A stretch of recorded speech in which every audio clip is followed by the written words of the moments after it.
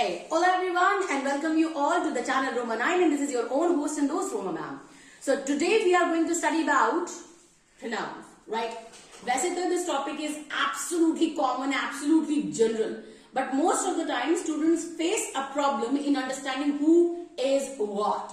So today we are going to initiate with this, understanding it in the simplest way. सबसे आसान तरीके से pronoun कैसे समझ सकते हैं? That is what we are going to learn today, right? So first of all तो अपने को ये देखना पड़ेगा कि जैसे हम लोग कहते हैं ना नाम में क्या रखा है, लेकिन नहीं, अंग्रेजी में हर चैप्टर के नाम में ही आधे चैप्टर का मतलब रखा हुआ है. So see the name of the chapter is pronoun. Pro का मतलब होता है एन एक्सपर्ट, एक ऐसा एक्सपर्ट जो किस में डील कर सकता है, नाउन में. नाउन क्या होता है, नाम, किसी भी चीज का नाम. यानी मेरे ख्याल से कायनात में ऐसी कोई चीज नहीं जिसका कोई नाम ना हो. Everything there is a name. जिसे हमने देखा है उसका तो नाम है ही है, जिसको नहीं देखा उसका भी नाम है, राइट? यानी जैसे हम कहते हैं ना भगवान को नहीं देखा लेकिन है, बिल्कुल उसी तरीके से हर नाउन की जगह पर यूज करने वाला एक शब्द उसे हम कहते हैं प्रोनाउन. एग्जाम्पल के तौर पे अभी right now I am your host and दोस्त रोमा मैम. सो अभी हमारा नाम क्या है, रोमा, और रोमा क्या हुआ, एक नाउन हुआ. लेकिन अगर इसी रोमा की जगह पे कोई ऐसा वर्ड सेट करना हो जो बिल्कुल सटीक जाएगा और मीनिंग भी बिल्कुल क्लियर आएगी बगैर बदले हुए. सो रोमा बिकॉज मेरे जेंडर फीमेल है, सो यहां पे आ जाएगा शी. तो अगर मैं कह रही हूं Roma is an English teacher, she teaches English, तो बार बार रोमा रिपीट करने से बेहतर है हम रोमा के जगह पे अब हम शी लगाना शुरू कर दें. लेकिन अगर इसी जगह रोमा की जगह पे रोमन रेन होता तो हम वहां पे ही लगा देते, right? So let's see today how exactly does it go.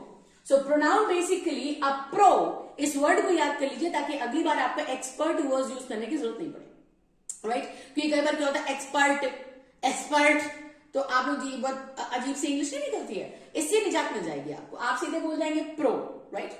So a pro to replace noun, noun की जगह पे एकदम फिट हो जाने वाले को हम कहते हैं प्रोनाउन. नाउ ये जो प्रोनाउन है it is divided into 3 categories. The first category is called as subjective, जिसको शॉर्ट में मैंने लिखा है SBJ. Second is objective, again उसको शॉर्ट में लिखा है OBJ. And the last one is possession यानी पोजेसिव. अब फिर से तीनों का मतलब समझ लेते हैं. सब्जेक्टिव एकदम सिंपल और आसान तरीके से समझिए. सब्जेक्टिव का मतलब यह है कि जब भी जो भी सेंटेंस होगा, what ever the sentence is, जो सेंटेंस की शुरुआत करेगा वो सब्जेक्टिव होगा. यानी ये सेंटेंस की शुरुआत करने वाले हैं इसलिए इनको सब्जेक्टिव कहते हैं. और ऑब्जेक्टिव का क्या मतलब होता है, जो सेंटेंस के आखिर में आते हैं उन्हें हम ऑब्जेक्टिव कहते हैं. सिंपल, ये सेंटेंस की शुरुआत करने वाले हैं और ये सेंटेंस को खत्म करने वाले हैं. सो कहने का मतलब ये है कि ये एक दूसरे की जगह नहीं ले सकते. यानी अगर मैं आपसे कहती हूं आई लाइक यू, तो अगर मैं आपसे कह दूं me like you, so sentence wrong हो जाएगा. या फिर अगर मैं कह रही हूं you are talking to me, me कहां है, लास्ट में, और यू कहां है, पहले. So you are talking to me, me आखिर में गया तो वो ऑब्जेक्टिव हो गया, यानी वो पूंछ है सेंटेंस की, राइट? लेकिन अगर इसी में मैं कहूं you are talking to I, it will be wrong. So कहने का मतलब और मुद्दा सिर्फ इतना सा है that this is the one which is going to begin a sentence and this is the one which is going to end the sentence, right? और पोजेसिव का मतलब हो जाता है हक या अधिकार जताने वाले. सो पहले स्लोली और ग्रेजुअली समझ लेते हैं. आई अगर सेंटेंस को शुरू करता है तो मी खत्म करने की जिम्मेदारी लेता है नोट हमेशा. यानी अगर मेरे बारे में बात हो रही है आई, तो अगर मैं शुरुआत कर रही हूं तो आई बोलूंगी, लेकिन अगर मैं अंत में आ रही हूं तो मैं मी बोलूंगी, राइट? यू के साथ ज्यादा माथा पच्ची करने की जरूरत नहीं क्योंकि दोनों जगह वो सेम है. You are talking to me, I am talking to you. You से शुरू भी कर सकता है, यू से खत्म भी कर सकता है. ही यानी बंदा एक, ही का ऑब्जेक्टिव यानी लास्ट में जब अगर ही ने शुरुआत कर दी, बंदे ने शुरुआत कर दी सेंटेंस की तो ही हो जाएगा, लेकिन उसे बंदे में सेंटेंस खत्म हो गया तो हिम हो जाएगा.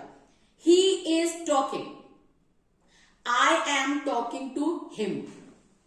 बिल्कुल उसी तरीके से शी बंदी एक सिंगुलर, शी हर हो जाएगा, राइट?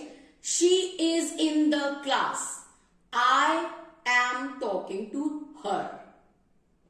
Next is we. अब वी का मतलब क्या होता है, हम. इसमें सबसे ज्यादा स्टूडेंट्स कंफ्यूज हैं मोस्ट ऑफ द टाइम, खासकर वो स्टूडेंट्स जो लखनऊ से हैं. वाई? बिकॉज वहां भी तहजीब और तमीज में आ जाता है हम करके ही बात होते हैं. अगर इकलौता बंदा भी खड़ा तो भी हम ही आएगा ही, वो बोलेगा हम आ रहे हैं, तो आप आसपास देखेंगे कितने आएंगे, वो एक ही होगा। लेकिन ग्रामर ऐसा नहीं कहता। ग्रामर के हिसाब से हम मतलब वी, यानी वो कहता है तमीज तहजीब सब अपनी जगह, सब बढ़िया, विद ड्यू रिस्पेक्ट, बट जितना कह रहे हैं उतना ही समझा जाएगा। आई इकलौता बोलेंगे तो आई, ही, शी या यू। लेकिन अगर कई में बोलेंगे there are so many people, और अगर हम कह रहे हैं हम, हिंदी का हम, तो वो वी होगा। तो यानी अगर हम शुरू करेंगे हम जा रहे हैं, वी आर गोइंग, हमसे बात मत करो, so don't talk to us, right. And the last one over here is they और देम। दे मतलब वो, अभी क्या था, हम में क्या था, मैं भी शामिल थी। लेकिन अब क्या होगा, एक ऐसा भी तो ग्रुप होगा ना जिसमें मैं शामिल नहीं हूं, तो ऐसे वाले ग्रुप को हम कहते हैं दे, वे, जिसको हिंदी में कहते हैं वे, राइट। उसमें क्या होता है, they are talking, I am talking to them, subjective and objective. So the concept is undoubtedly, इसमें मैं बिल्कुल झूठ नहीं बोलूंगी, अगर कोई ऐसा बोल रहा है तो आपको बाकी पता है क्या करना होता है। इसमें ऐसा कुछ नहीं है कि आपको याद करने की जरूरत नहीं पड़ेगी, हाँ याद करने की आपको जरूरत पड़ेगी, but yes as a teacher and as a friend मैं आपको बता दूं, रटने की कोई जरूरत नहीं है, क्योंकि रटने का जो काम होता है वो महज 15 से 16 दिन चलता है, उसके बाद दफा हो जाता है, आपकी जेब में नहीं आएगा। So practice is as much as you can, the more you will practice the more you will learn, this is the only fund of English, that's it, right. So अभी we have studied about subjective and objective, right. इनका place change होएगा और आपका sentence धम से गिर जाएगा, so be very careful about it. Now coming for the last category, that is possessive, possession, जिसका मतलब होता है हक या अधिकार जमाना।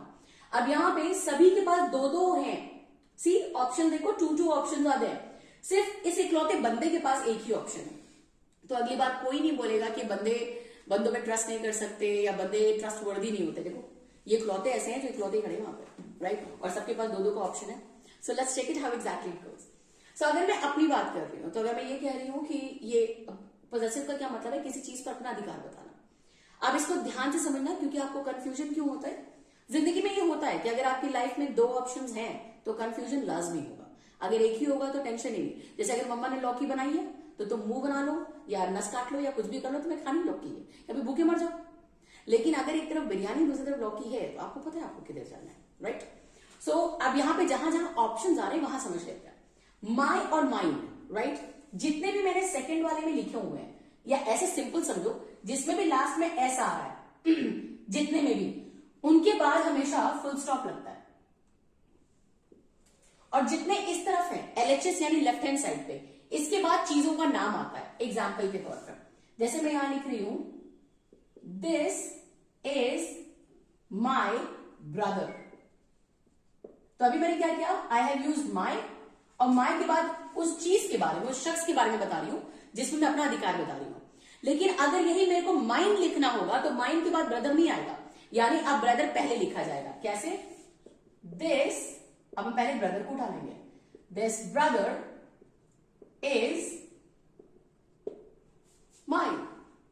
अब क्या है, माइंड के बाद सीधे फुल स्टॉप, यानी सेकंड वाले जितने भी हैं इनके बाद सीधे फुल स्टॉप आता है, और जो पहले वाले हैं इनके बाद वो चीज आती है जिस पर उसका अधिकार होता है।